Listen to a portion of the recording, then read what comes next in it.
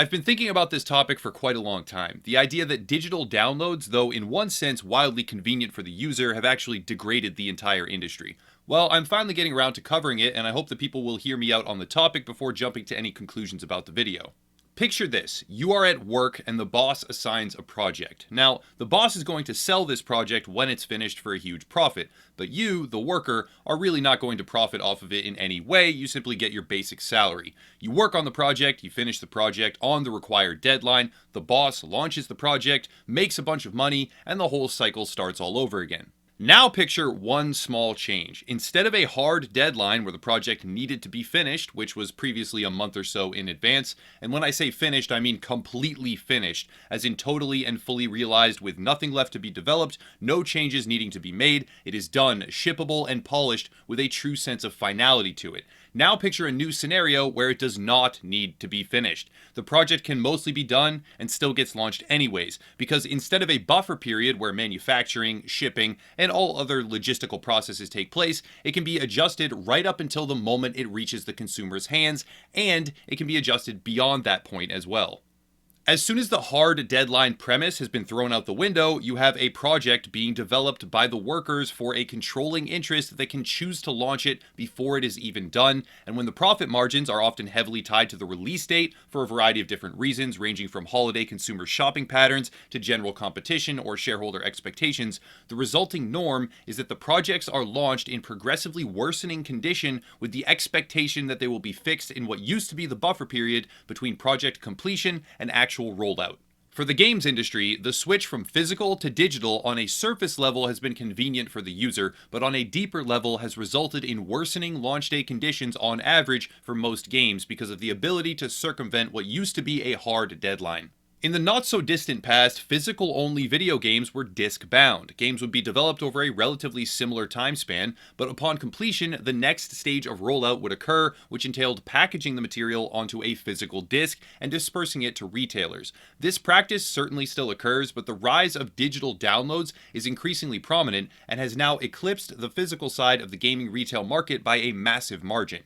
Before the process of digital downloads and subsequently digital game patches themselves became mainstream, a video game had to be finished because once it was contained to its physical disc, this was usually the end point of possible development. When a game bound by physical disc limitations launched, it had to be complete and could not afford to be buggy, glitchy, and/or unfinished. The process of patching a game through physical and analog methods was too immense and too expensive, not to mention unreliable and difficult to notify the consumer. So publishers and developers had no choice but to ensure a greater level of relative polish before shipping the product. If a game in a physical-only medium launched unfinished, it immediately and catastrophically failed. The implications of a physical game that was broken and unplayable were immense because it would either mean you had to go and physically get a patch disc, or you had bought something that would never work properly. Physically dispersed games that were broken at launch sank like rocks. Review outlets would eviscerate them, and once that happened, the game's profits were dead in the water, so they had to be in working order. There was no other choice. The landscape now is vastly different. Because of the increasingly connected atmosphere of gaming, online-only games are wildly common. An online-only game can be patched at will without the need to manufacture physical hardware. The rise of the day one patch is also extremely telling. Whereas in the past, you would buy a game, slot the disc, and play right away, the situation now more often skews towards downloading a game and then downloading a patch file on launch day that is sometimes larger than the game itself. Reason being, the game is still in active development and simply is not complete. There is also a sort of self-detrimental attitude emerging in the gaming space among players nowadays where the mindset of, why are you expecting this thing that you paid full price for to be finished and complete, that's entitled, or whatever. It's become increasingly common. In almost no other industry outside of software is there a similar phenomenon. In almost all normative retail markets, when you buy something, it's finished. Otherwise, it can't be sold, or it gets recalled. In gaming, it has become more and more common to purchase an item that isn't finished and remains unfinished in an evolving state of mediocrity for months on end.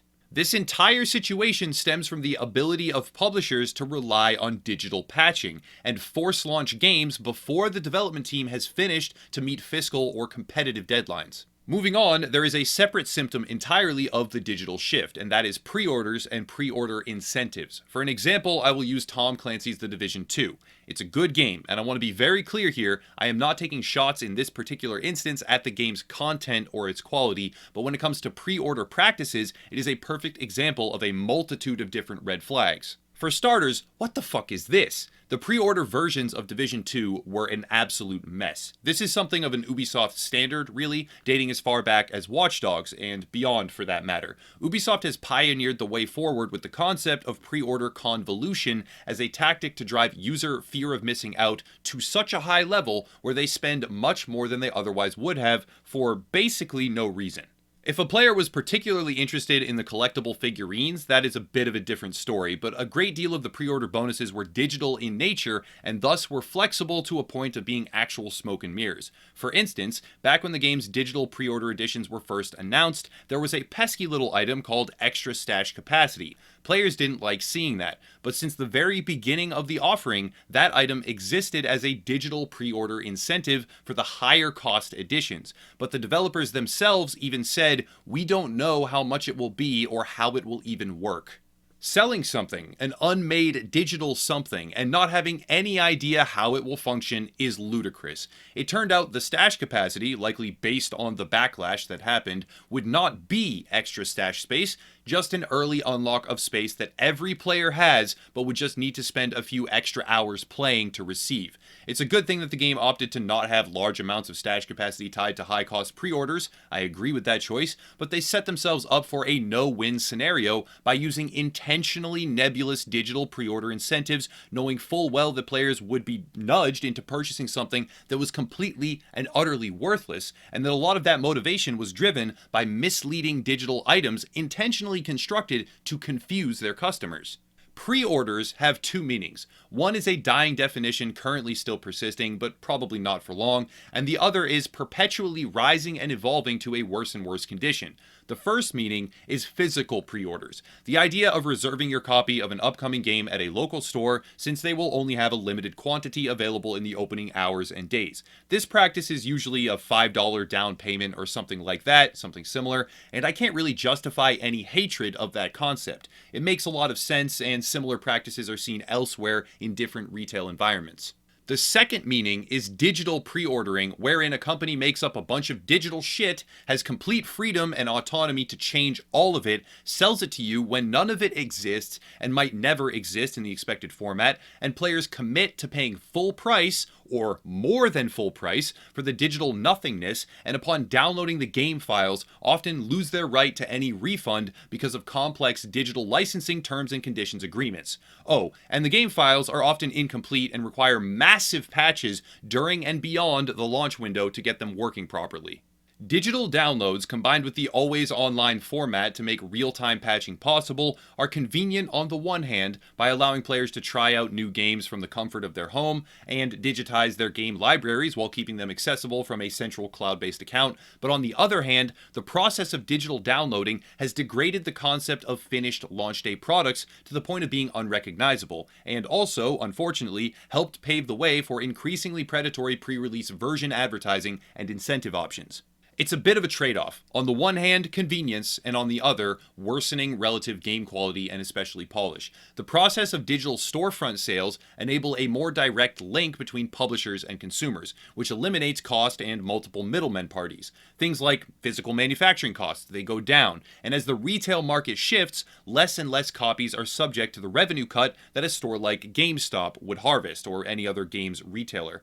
A myriad of other factors align as well, which boost per-unit profits for the majority of game publishers, and yet the argument that games need microtransactions and other monetization because they are so expensive to make still gets regurgitated time and time again. The digital shift has a couple of quality benefits to consumers and has an untold number of benefits for publishers, but the problem is, on the consumer end, the shift to digital-only game sales does not only have those positives, it also has some extremely harsh negatives that we are seeing grow at an ever-increasing pace, while the positives remain consistent and never change. Digital game sales are hurting the overall health of the industry at a consumer level. It does not need to be true, but it is true, and will likely continue to slide until a critical point where the market is forced to undergo radical change in an uncomfortable way. That's going to wrap it up though. If you want to support the channel, there are links down below. We have various different gaming communities, some merchandise, and other links as well. But that's enough. I'll cut it there and stop rambling. Thank you all for watching, and have a nice night.